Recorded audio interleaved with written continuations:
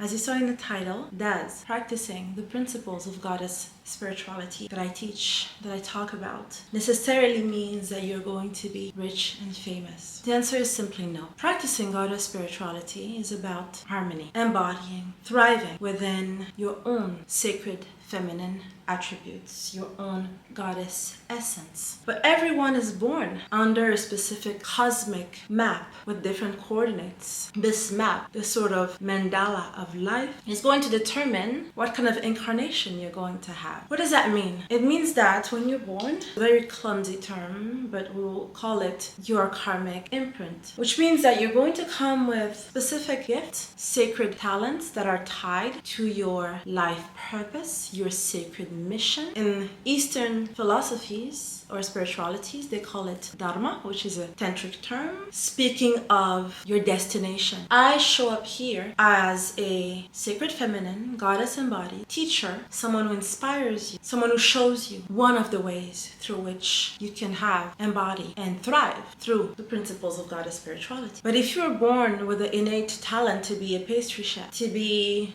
a tailor, someone who sews amazing clothes, a singer, an accountant, a teacher, a scholar, a banker. These are talents that both come from something that was passed down, again, through the bloodline. We talked about it in the membership, the sacred aspect of the blood codes. And I'll go even further in the membership. Blood is ancestry. In ancient times, you would have noticed that some people were born in the dentist's family or the doctor's family. Or this family, all people are lawyers. Or in this family, all women are dancers or opera singers.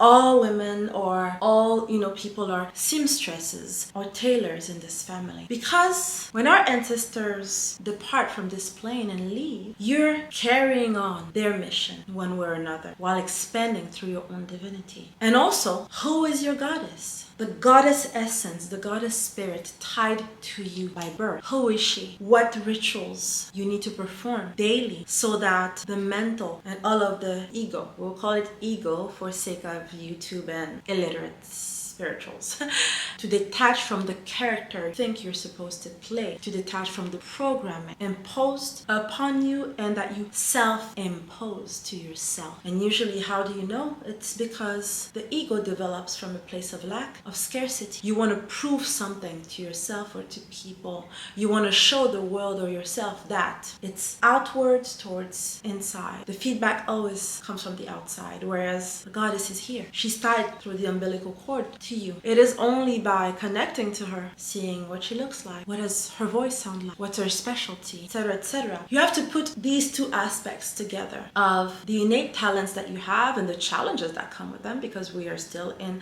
the dense 3D duality directed reality. And who are you? What is your goddess signature? So wealth, as it is portrayed because of historical facts, the programming that we've received from not wanting to be poor or the rich having certain privileges that we feel that we need to have in order to become happy or to be happy. So we make equations and correlations that have no place, really. Goddess spirituality and the principles, the tools of goddess spirituality are about harmony, living your goddess incarnation, period. So as such, if you perform the offerings, the honoring of ancestors and of spirits and of goddesses and deities, and if you do your own introspective work and you perform all of the reprogramming and the removing of all of the illusions of fear, if you understand that we live in a matrix and that nothing is real, really, it's about you and you. It's about enabling the helpers, the cosmic helpers, to guide you, to give you the, when you receive the guidance, that you understand the distinction, that you have the discernment to distinguish between the voice of need, the voice of ego, the voice to